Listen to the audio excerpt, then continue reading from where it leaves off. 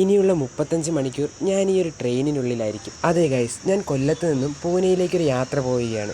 ആദ്യമായിട്ടാണ് കേരളം വിട്ട് പുറത്തേക്കൊക്കെ ഒന്ന് പോകുന്നത്. 12 മണിക്കായിരുന്നു ട്രെയിൻ. ഒരു 11 മണിയായപ്പോഴേ നമ്മൾ അവിടെ എത്തി. അങ്ങനെ ഒരു ചായയും കടിയുമൊക്കെ കുടിച്ചിരുന്നപ്പോഴത്തേക്കും ട്രെയിനും വന്നു. കുറച്ച് സമയം ട്രെയിനിലെ കാഴ്ചകളൊക്കെ കണ്ടിരുന്നതിന് ശേഷം നമ്മൾ ഫുഡൊക്കെ കഴിച്ചു. ഫുഡ് കഴിച്ചു കഴിഞ്ഞപ്പോൾ 2:30 ആയിട്ടുണ്ട്. ഞാൻ വീട്ടിൽ നിന്ന് ഇറങ്ങിയപ്പോൾ തന്നെ ഒരുപാട് സിനിമയൊക്കെ ഡൗൺലോഡ് ചെയ്ത് വെച്ചിരുന്നു. അങ്ങനെ അതിൽ നിന്ന് ഒരു സിനിമ കണ്ടു. അങ്ങനെ സിനിമയൊക്കെ കണ്ടു കഴിഞ്ഞപ്പോൾ ഞാൻ വിചാരിച്ചു താഴേക്ക് ഇറങ്ങി വന്ന് ഒന്ന് സൈഡ് സീറ്റിലേക്ക് ഇരിക്കാമെന്ന്. അപ്പോഴാണ് ചേട്ടൻ പറഞ്ഞത് കുറച്ചും കൂടെ കഴിഞ്ഞിട്ട് സൈഡ് സീറ്റ് തരാമെന്ന്. അങ്ങനെ കുറച്ച് സമയം കഴിഞ്ഞപ്പോഴത്തേക്കും എനിക്ക് സൈഡ് സീറ്റ് കിട്ടി. എന്തായാലും സൈഡ് സീറ്റ് കിട്ടി സമയം കൊള്ളായിരുന്നു. നല്ല നല്ല കാഴ്ചകളൊക്കെ ആ സമയത്തുണ്ടായിരുന്നു. ഉച്ചയ്ക്ക് ഫുഡ് കഴിച്ചതിന് ശേഷം പിന്നെ ഒന്നും തന്നെ കഴിച്ചില്ലായിരുന്നു. നല്ല വിശപ്പുണ്ടായിരുന്നു. അങ്ങനെ ഇരുന്നപ്പോഴാണ് ചേട്ടൻ്റെ ബാഗിൽ നിന്ന് എല്ലാവർക്കും ദിൽഖുഷൊക്കെ എടുത്തു കൊടുത്തത്.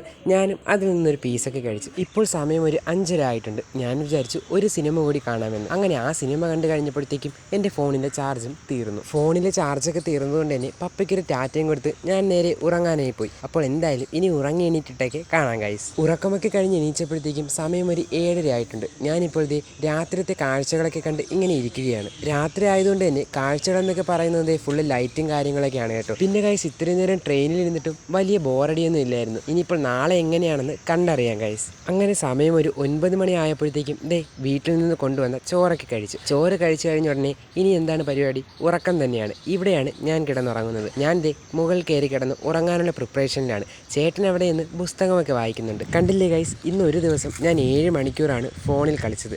അപ്പോൾ എന്തായാലും ഞാൻ ഉറങ്ങാനായിട്ട് പോവുകയാണ്. അപ്പോൾ ഗൈസ്, ഇന്നത്തെ വിശേഷങ്ങൾ ഞാൻ ഇവിടെ നിർത്തുന്നു. അപ്പോൾ പാർട്ട് 2 കാണാം. Bye guys.